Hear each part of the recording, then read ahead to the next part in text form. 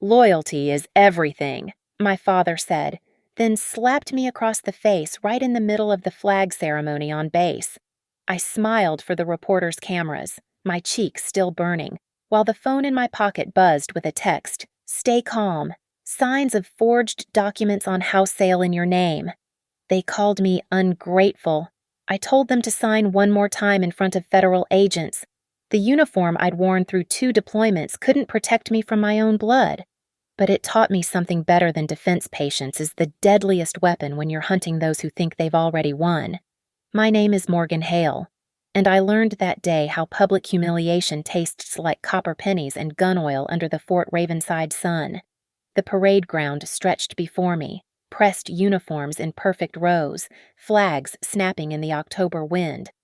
My commanding officer's voice echoed through the speakers as he read the commendation, "For exceptional leadership during Hurricane Milton relief operations, preserving critical supply chains under extreme conditions." The words floated past. All I could focus on was the movement in the family seating section my father, Randall Hale, pushing past other parents, his face twisted with something darker than disappointment. The metal felt heavy against my chest, heavier still when he reached the front row, close enough that I could smell the bourbon on his breath at 10:30 in the morning. My mother Elise sat frozen, hands clutched in her lap. Beside her, my sister Sloane Whitaker held up her phone, recording everything with a small, satisfied smile. "Captain Hale," my CO continued, "your coordination saved 17 distribution centers and ensured medical supplies reached. She needs to apologize." My father's voice cut through, loud enough for the first 3 rows to hear. "To her family, for choosing strangers over blood." The CO faltered. Cameras swiveled local news was covering the ceremony for a feel-good veteran story. They'd found something better. Sloane stood, unfolding a piece of paper with theatrical precision.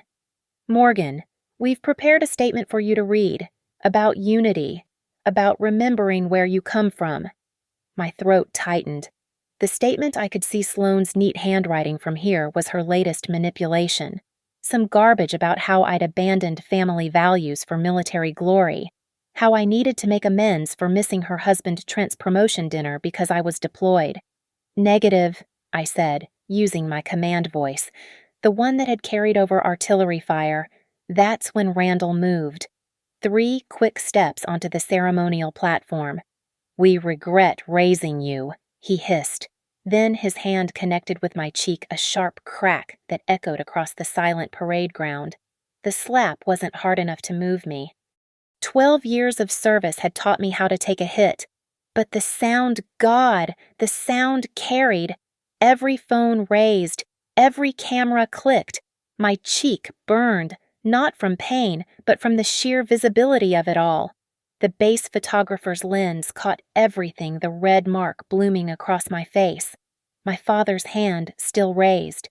My mother's head turned away. "Sir, you need to leave." My CO stepped forward, but the damage was done. I held my position, shoulders back, eyes forward. The same stance I'd held under mortar fire in Kandahar. My phone vibrated in my pocket once, twice, insistent. "Disgraceful," Randall spat, backing away. 32 years old and still playing soldier while your family suffers." Suffer. They lived in a 4-bedroom colonial I'd helped pay off, but that was never enough for the Hales. Nothing was ever enough. The ceremony concluded in stuttered fragments, abbreviated, ruined. As the formation dismissed, I finally pulled out my phone. Unknown number. The text made my blood chill.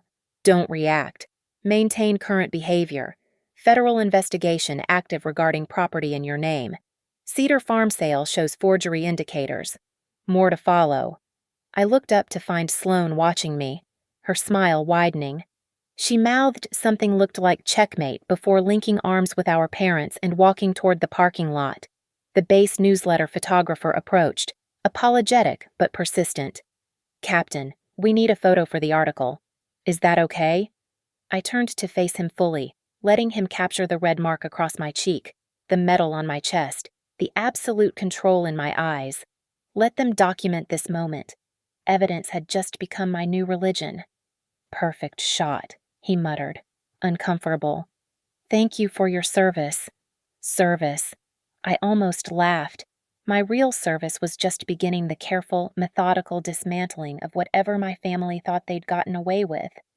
That photo would run in tomorrow's base newsletter under the headline, Dedication Under Pressure. They had no idea how much pressure was about to be applied. The dining room hadn't changed since high school's same crooked chandelier, same mismatched chairs assigned like courtroom seats. I took mine, the one with the wobble, facing the kitchen door, always facing the exits. Old habits from Bagram. Sloan had texted the summons 3 hours after the ceremony. Family dinner, 7 sharp. We need to celebrate properly. The word celebrate sat in my stomach like spoiled meat. Now she stood at the head of the table, raising a glass of grocery store champagne. Her husband Trent beside her wearing his dealership's best salesman smile. My parents flanked them like bodyguards. To family unity, Sloan began, her voice honeyed with false warmth. And to solving problems together, like we just did with Morgan's little tax situation at Cedar Farm. My hand stilled on my water glass. Wow, what tax situation? Oh, Morgan. She laughed, the sound like breaking glass. Always so focused on your military world. The property taxes were killing you $28,000 in arrears. But don't worry, we took care of it. I'm current on all taxes. My voice came out steady, controlled. I have the receipts. Not anymore. Trent pulled out his phone, showing a bank screenshot. $520,000 cash sale, closed yesterday. Clean transfer to Cedar Assets LLC. The buyers were thrilled to get it. The room tilted. Cedar Farm, my riverside property. The one I'd spent 3 years renovating between deployments, turning a dead farm into something alive again. 5 acres of peace I'd bought with combat pay and blood. You sold my property. The words came out sharp as shrapnel. We freed you from a burden. My mother finally spoke, not meeting my eyes. Sloan found buyers who paid cash. The money's already in the family trust to the Whitaker-Hale Fund. For everyone's benefit. My phone buzzed. Unknown number, but this time with a Maryland area code. I answered, needing the distraction from the urge to flip the table. Captain Hale, this is Special Agent Marquez with the Federal Property Fraud Task Force. The voice was professional, clipped. We've been monitoring suspicious activity regarding a property transfer in your name.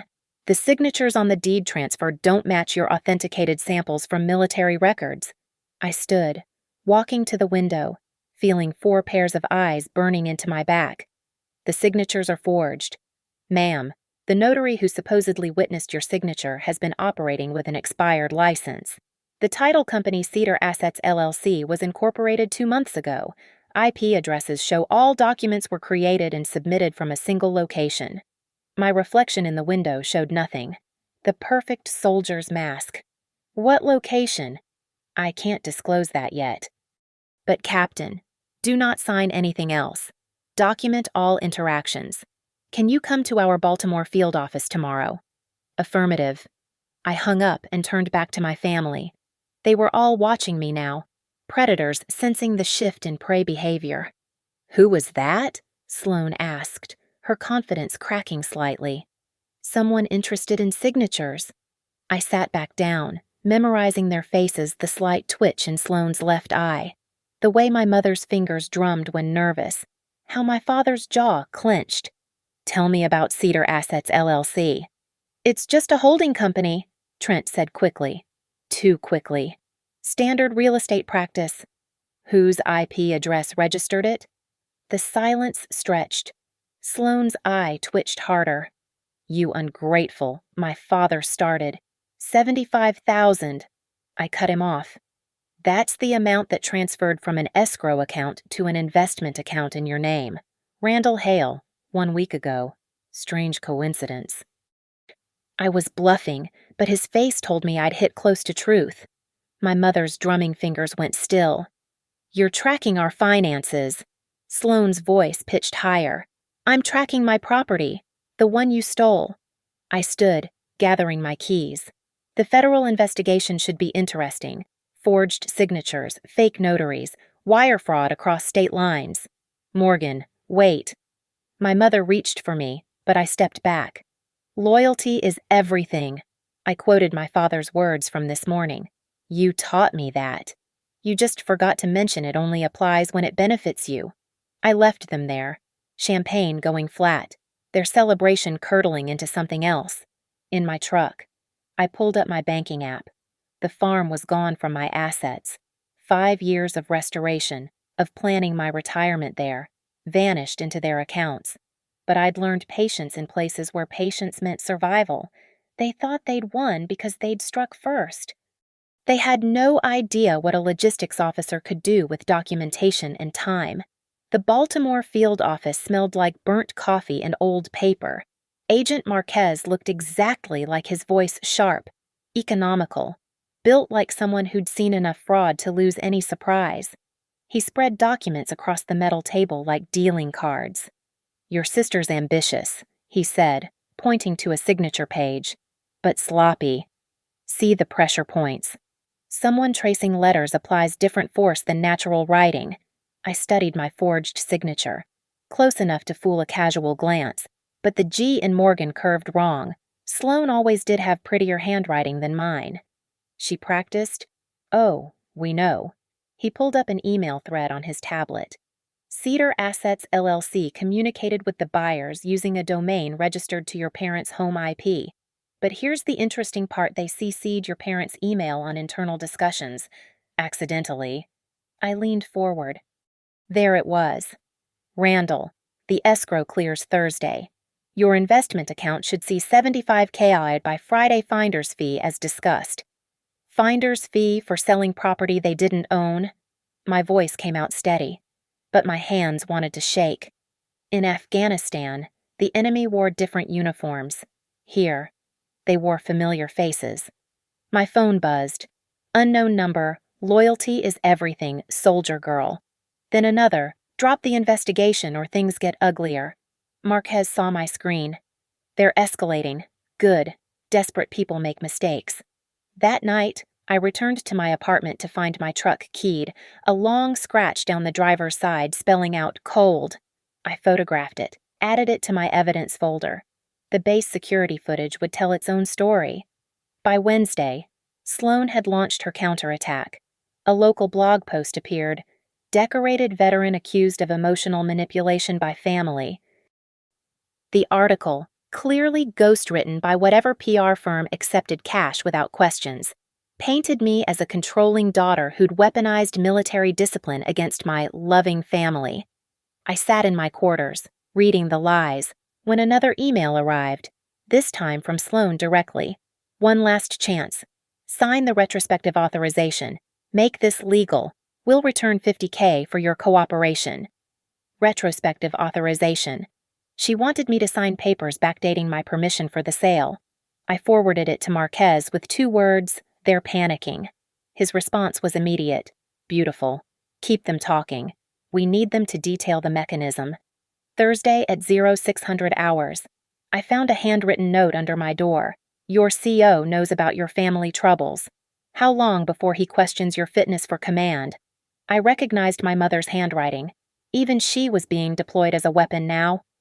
That afternoon, I visited the title company Sloan had used a strip mall operation that reeked of cigarette smoke and desperation. The notary, a nervous man named Dale, went pale when I introduced myself. I need to know who brought you the documents, I said, using my interrogation voice from Kandahar. I can't client confidentiality. Federal investigation. I let the words hang. Forged signatures. You stamped them. He cracked in 30 seconds. Your sister. She said you were deployed, couldn't sign in person. She had your power of attorney. I didn't check too close. She paid cash. Extra for rush service. How much extra? 3,000. He pulled out a ledger, hands shaking. She said it was a family emergency. I photographed the ledger. Another piece for Marquez. Friday night. My parents called from Sloan's number. I let it go to voicemail. Morgan, sweetheart, let's discuss this like adults. We're family. We can work this out without destroying each other. Destroying each other. As if they hadn't already tried to destroy me. One forged signature at a time. I pulled up the property records again. My beautiful cedar farm, where I'd planned to build a workshop, maybe raise horses, find some peace after 2 decades of war. Now it belonged to strangers who'd never know how I'd restored each fence post, rebuilt the barn, spent sleepless nights planning irrigation systems instead of thinking about Kandahar. Another text arrived, this one with a photo attachment me at the ceremony. Red mark visible on my cheek. Someone had edited it with the words, "Disloyal daughter gets what she deserves." I saved that too. Evidence folder growing thicker by the hour. Marquez called at 2100 hours. We've traced the money. Your farm sold for $520. 75 went to your father. 50 to a shell company owned by Sloane's husband. The rest is sitting in an account under Cedar Assets LLC, but with your sister as sole signatory. She kept $395,000, minus the bribes to the notary and the PR firm. We found those transactions too. He paused. Morgan, we have enough to move forward, but if you can get them to admit it, on record, it makes this airtight. How? Invite them somewhere they feel safe. Make them think you're surrendering. I looked at my calendar. Next weekend was the unit recognition ceremony at Fort Ravenside. Perfect stage for a different kind of recognition. Agent Marquez, I said, how do you feel about attending a military ceremony? Sloane's campaign intensified like artillery finding range. First came the Facebook posts, carefully crafted stories about my abandonment of family, complete with old photos cropped to remove context. Then the calls to my CO's office. Concerned family, worried about my mental state. She'd hired not just one PR firm, but 3, each pushing different angles of the same lie. Chaton military discipline or family dysfunction. Read the headline on a military spouse blog. The article, clearly paid placement, featured an anonymous source describing how I'd terrorized my family with my combat mindset. I sat in my office, watching the character assassination unfold in real time. My executive officer knocked, looking uncomfortable. Captain Hale, the commander wants to see you. Lieutenant Colonel Rodriguez kept his face neutral as I entered. Morgan, I've been fielding calls about you all week. Your family seems concerned. They're concerned about their fraud investigation. Sir. He leaned back. I figured as much. The slap at your ceremony wasn't exactly subtle. He pushed a document across his desk. Your security clearance review has been triggered. Routine when family disputes go public. You know the drill. I did. Sloane had found another pressure point. That evening, I met Marquez at a diner off base. He'd brought files that made my stomach turn. Your sister's been busy, he said, sliding papers across sticky formica. She's preparing something called a clarity agreement for the buyers. Essentially, she wants them to sign stating they acted in good faith, which would make it harder to reverse the sale. Can they do that? Not if we move first. He pulled out another document. But here's what's interesting. She's also been researching military psychological evaluations. Specifically, grounds for declaring someone unfit for duty due to paranoid behavior. The coffee tasted like acid. She's trying to build a case that I'm unstable, while simultaneously asking you to sign documents. Legally inconsistent. He smiled thinly. Your sister's not as smart as she thinks. Speaking of which, look at this. He showed me an email Sloane had sent to the title company. Need all original documentation destroyed per standard retention policy immediately. Destruction of evidence, I said. If we can prove intent. He studied me. You mentioned inviting them to the base unit recognition ceremony. This Sunday, I'm going to tell them I'll sign their clarity agreement there. Public setting, makes them feel protected. And you'll have your task force ready. I need them to explain the whole scheme. On record. He nodded slowly. You'll need to wear a wire. Negative. Too risky if they hug me. And my mother always hugs. I thought for a moment. But the Valor Hall has a new AV system. Everything can be routed through the soundboard. You're going to broadcast them, I'm going to let them broadcast themselves. My phone rang. Sloan. Put it on speaker, Marquez whispered. Morgan. Her voice was syrup and steel. We need to end this. It's destroying the family. You destroyed the family when you stole my farm. We saved you from bankruptcy. That property was bleeding you dry. I was current on everything. Not according to the papers we have. A pause. Morgan, the buyers are good people. They have kids. You wouldn't really make a family homeless just for revenge, would you? The manipulation was textbook. Make me the villain for reclaiming what was stolen. Send me your clarity agreement, I said. I'll review it. Really? Hope crept into her voice. Oh, Morgan, I knew you'd see sense. We can fix this. Make everything legal and clean. Legal and clean. Even now, she couldn't admit what she'd done. After I hung up, Marquez whistled low. She really thinks you'll fold. She's always thought that. All of them have. I stood to leave. Agent Marquez, I need a favor. Can you run a full audit on Cedar Assets LLC, every transaction, every filing? Already done.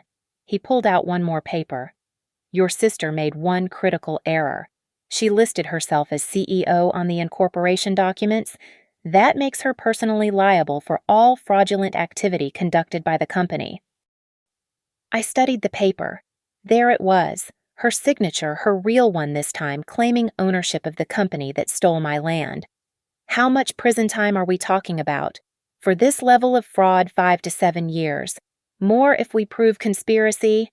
5 to 7 years. Sloan in federal prison. The thought should have brought satisfaction, but all I felt was cold purpose. This wasn't about revenge anymore. It was about justice. That night, I got one more anonymous text. Sunday could go badly for you. Reconsider. I replied for the first time. Sunday will go exactly as planned. Then I called the Army Times reporter who'd covered my hurricane relief work. Captain Hale, good to hear from you. What can I do for you? How would you like an exclusive on a federal fraud investigation involving military family benefits? His interest was immediate. When, Sunday, 1400 hours, Fort Ravenside Valor Hall. The pieces were set. Now I just needed my family to play their parts. The text I sent my mother was calculated for maximum effect. Mom, I'm tired of fighting. Come to the unit recognition ceremony Sunday at 1400. I'll sign whatever Sloan needs to make this go away. We can be a family again. Her response came in minutes. Oh, sweetheart, I knew you'd come around. We'll all be there.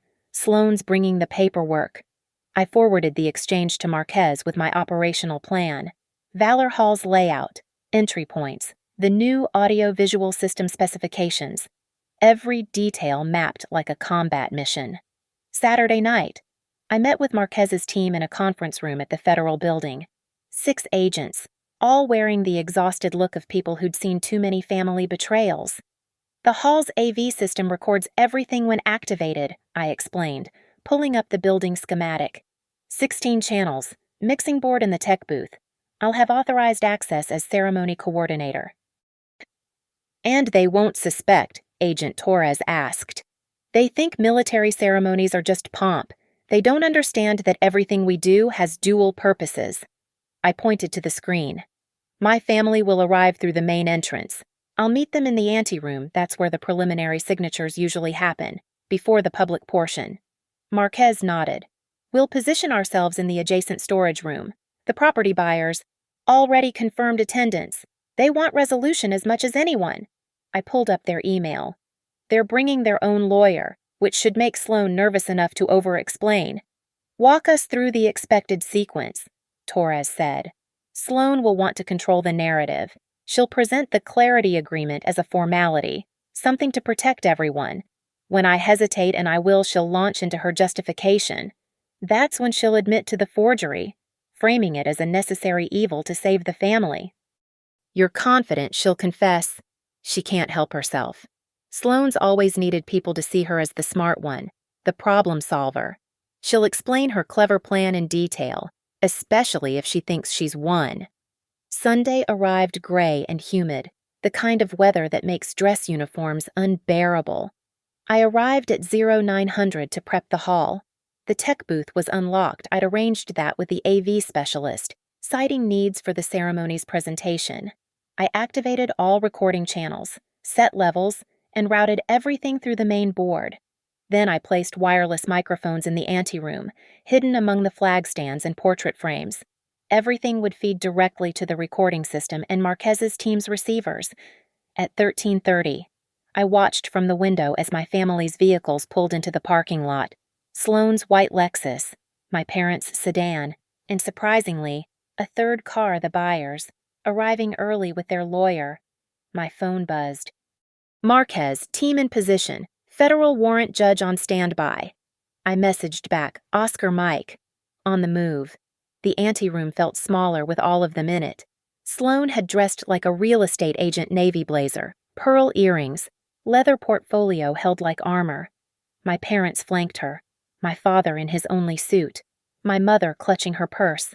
The buyers, a young couple with worried faces, stood near the door with their lawyer. Morgan.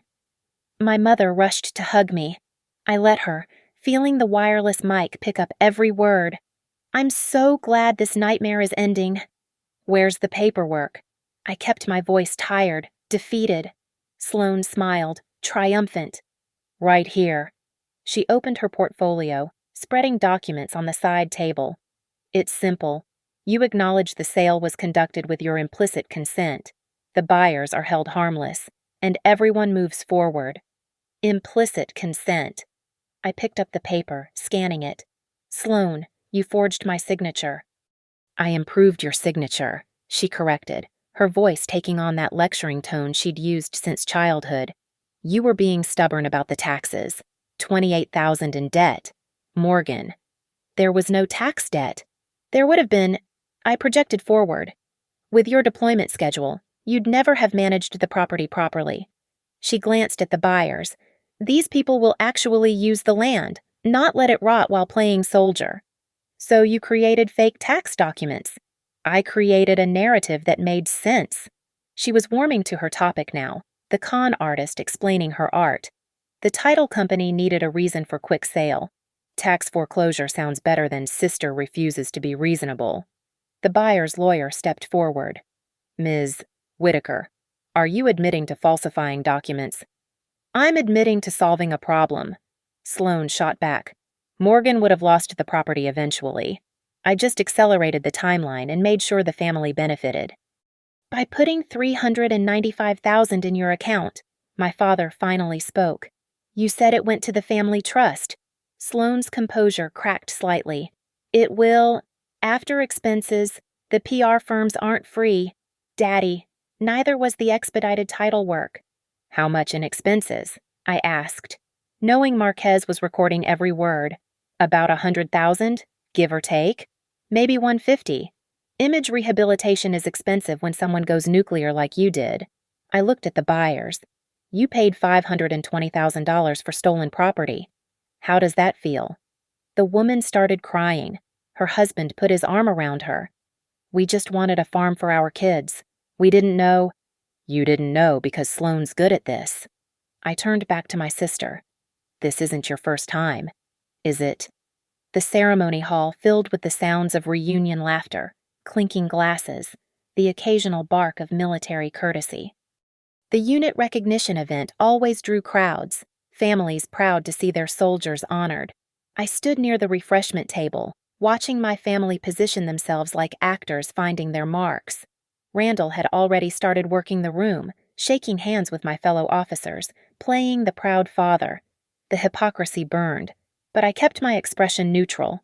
Sloane shadowed him, portfolio clutched against her chest, occasionally whispering corrections to his stories. Ladies and gentlemen, the MC announced, please take your seats. We'll begin momentarily. As people settled, my father made his move.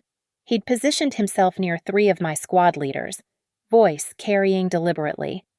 We regret raising her, he said, loud enough for half the room to hear. All that training, all those deployments, and she can't even show loyalty to her own blood. Sergeant First Class Williams looked uncomfortable. Staff Sergeant Chen shifted away, but Randall wasn't done. 20 years we supported her career. Now she treats us like enemies. He was building to something. I could feel it. Some soldier can't even protect her family's interests. That's when Sloan approached me with the portfolio. Morgan, let's finish this. Sign here. Make it official. Here, now. I glanced around the room, knowing the hidden microphones were capturing everything.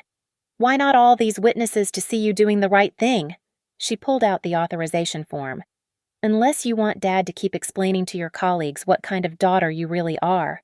I picked up the pen, hesitating. This retroactively authorizes the sale. It clarifies your intent.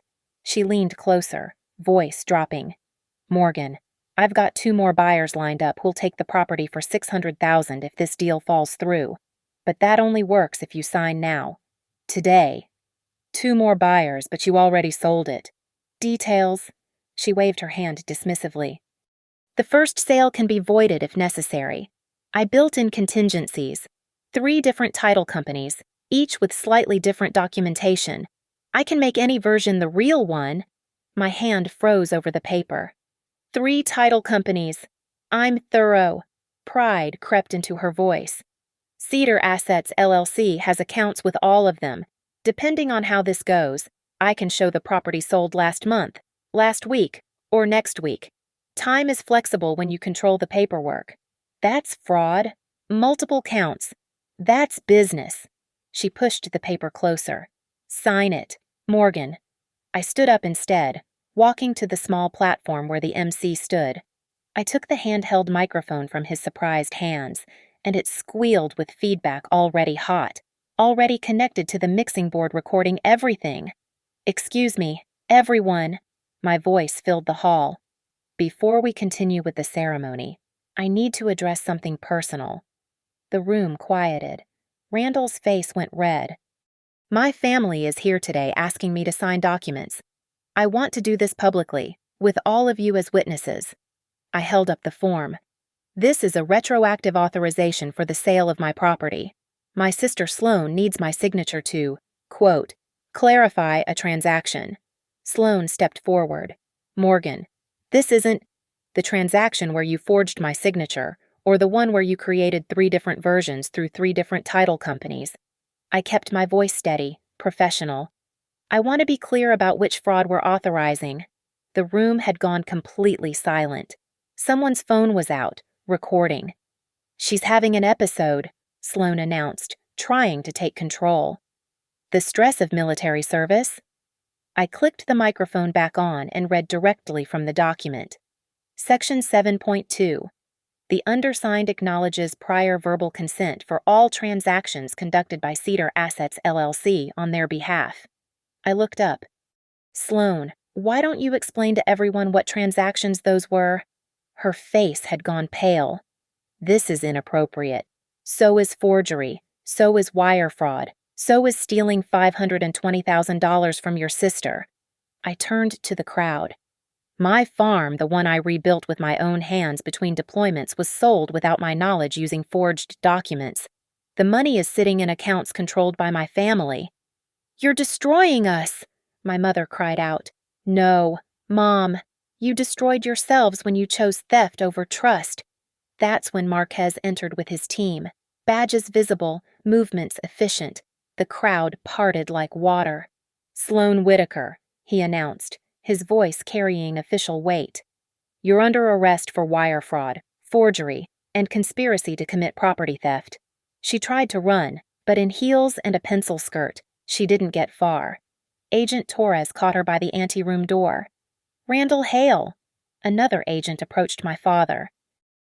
You're under arrest for conspiracy and receiving stolen funds. The handcuffs clicked with a sound like ending punctuation. My father's face cycled through rage, disbelief, and finally, cold hatred. We regret raising you, he said one more time, loud enough for everyone to hear. I know, I replied into the microphone. You've made that abundantly clear. As they led Sloan past me, she hissed, This isn't over. I held up the USB drive she'd dropped when Torres grabbed her. Actually, it is. Your practice signatures are all here. Digital forensics will love this. The buyer's lawyer approached as the chaos settled. Captain Hale, my clients are prepared to cooperate fully. They want to return the property to you. I nodded, suddenly exhausted. Thank you. The MC tentatively took back his microphone. Should we continue with the ceremony? I looked around the room, my colleagues, my commanders, all witnessing the complete dissolution of my family, but also witnessing justice. Yes, I said. Let's continue. The unit deserves recognition. As I returned to my seat, my squad gathered around me, a wall of uniforms between me and the emptying seats where my family had been. Williams squeezed my shoulder. Chin nodded with quiet respect. The federal building's interview room smelled like disinfectant and defeat. Through the one-way glass, I watched Sloane cycle through her performance tears, indignation, and finally, her favorite role, the misunderstood savior. I was protecting family assets, she told Agent Torres, mascara streaking perfectly down her cheeks. Morgan never understood finance. Do you know what property taxes do to military families? I've seen the statistics. Marquez stood beside me, arms crossed. She's good. Almost believable if we didn't have the recordings. On the monitor, Torres slid a paper across the table. Ms. Whitaker, this is your IP address accessing Morgan's credit report 17 times in 2 months. Explain that. Research. I needed to understand her financial situation. This is the escrow account you created using her social security number. Power of attorney. Implied consent based on family emergency. This is the practice sheet where you traced her signature 47 times. Sloane went silent. Your USB drive was very helpful. Torres continued. We especially enjoyed the folder labeled Morgan Signatures Progressive Practice. Very thorough. In the adjacent room, my father was taking a different approach. Stone-cold silence except for 4 words. I want my lawyer. But the evidence spoke louder than any confession. Bank records showed the money trail like breadcrumbs. $520,000 from the buyers, $75,000 to Randall's investment account, $50,000 to Trent's business, $45,000 to various PR firms and the corrupt notary, and $350,000 sitting in Cedar Assets LLC, all under Sloane's control. My phone buzzed. The buyer's lawyer, paperwork ready for your review, full restoration of property rights, plus damages. I stepped out to call him. What damages? My clients feel terrible. They're offering an additional $50,000 for your troubles. That's not necessary. Captain Hale, they built their dream on your stolen land. Let them make it right. After the call, I found my mother in the lobby. She'd been released no direct evidence of her participation beyond willful ignorance. She sat on a plastic chair, purse clutched in her lap, looking somehow smaller than her 5-foot frame. Morgan. I stopped but didn't sit. I didn't know about the signatures, she said. I thought you'd agreed. Sloane said you'd agreed but were too proud to admit it. You thought I agreed to give away my farm, the one place I had that wasn't touched by war. She said you mentioned it during deployment. Email about downsizing. I never sent any email like that. I know that now. She looked up, and for the first time in years, I saw something real in her eyes. Your father and Sloane, they fed off each other. She had the plans, he had the anger. I just went along. You always do. Yes. The admission hung between us. I'm going to stay with my sister in Florida. The divorce papers are already filed. That stopped me. Divorce. 40 years too late, but yes. She stood, surprisingly steady. I chose them over you. Every time. When you deployed, when you were wounded, when you came home different, I chose their comfort over your truth. I can't undo that. No, I agreed. You can't. The house is in my name. I'm selling it. Your portion, your real portion, will be in your account by Friday. I don't want... It's not about want. It's about right. She moved toward the door, then stopped. You asked Sloane if this was her first time. It wasn't. Check with Aunt Patricia about her missing inheritance. And Cousin Dennis about his boat. Then she was gone, leaving me with another investigation to report. Back in the observation room, Marquez had news. Federal prosecutor says with the evidence we have, Sloane's looking at minimum 5 years, probably 7. Your father, 2 to 3 unless he cooperates. Will he?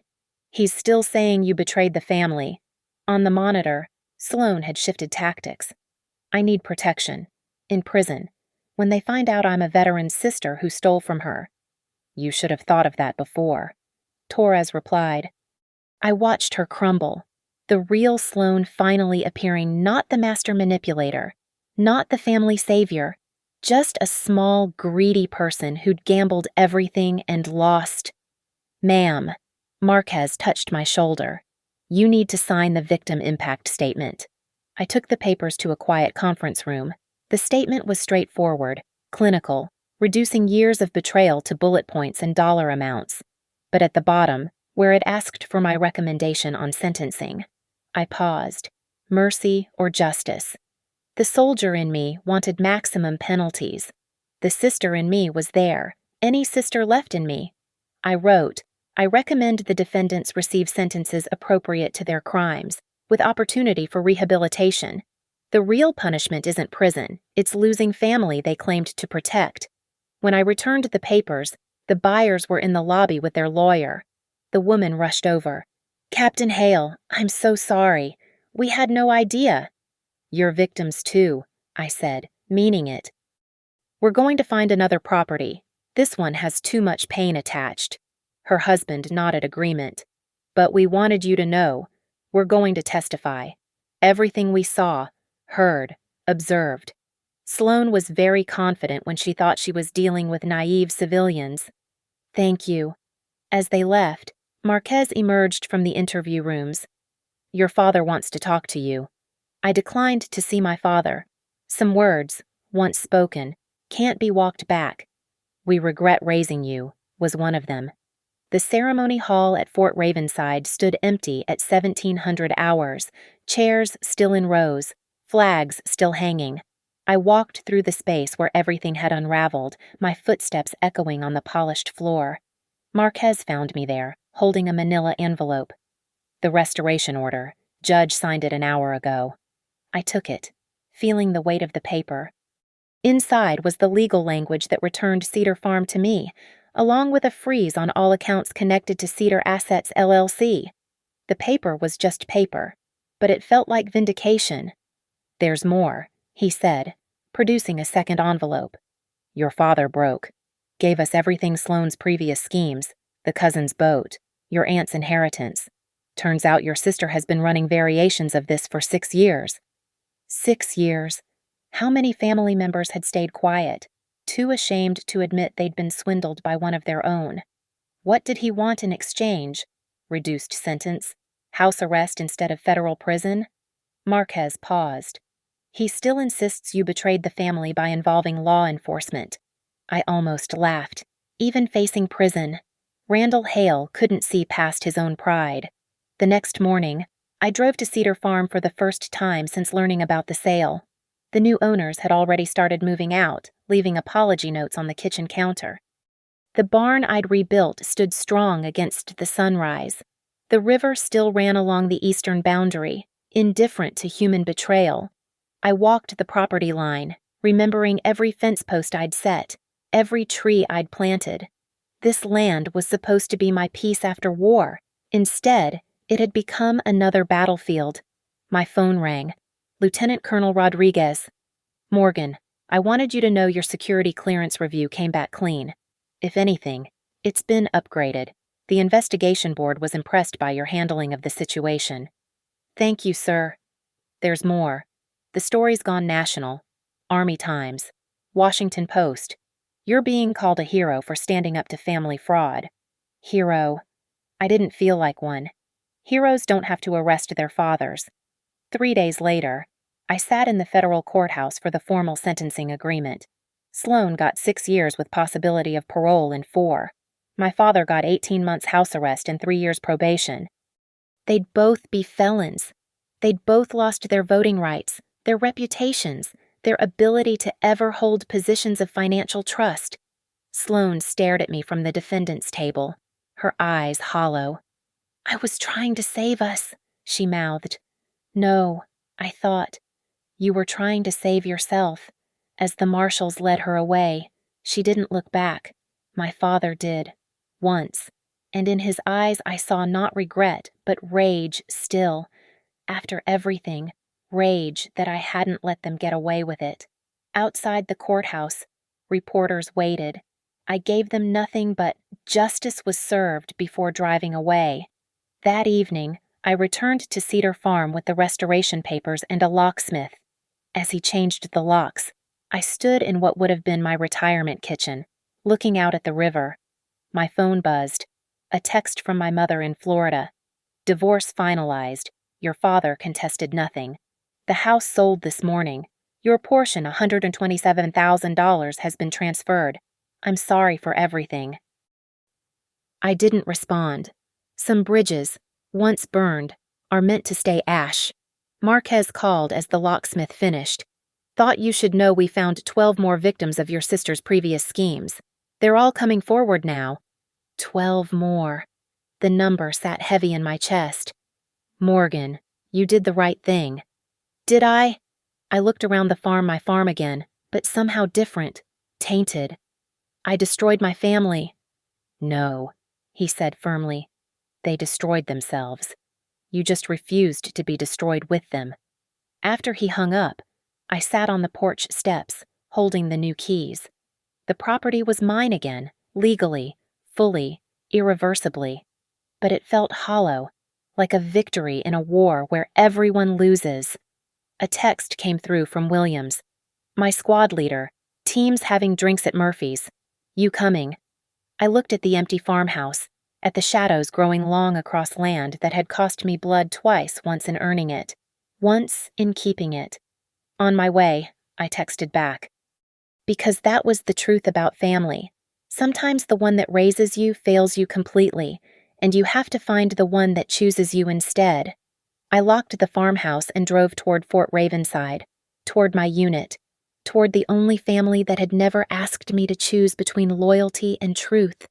The farm would be there tomorrow. The restoration could wait. Tonight. I needed to be with people who understood that honor wasn't just a word you carved on buildings, it was a choice you made when the cost was everything.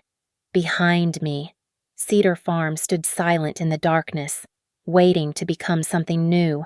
Not a retirement dream anymore, but maybe something else. Something earned through truth instead of blood. The paper with the judge's seal sat on my passenger seat, proof that justice, however painful, was possible, even when it meant tearing everything down to build it right. Thank you for listening to this story. I'd love to know where you're listening from. Drop a comment and let's connect. If this story resonated with you, please subscribe to the channel and share your thoughts below. Your experiences and perspectives make these stories come alive.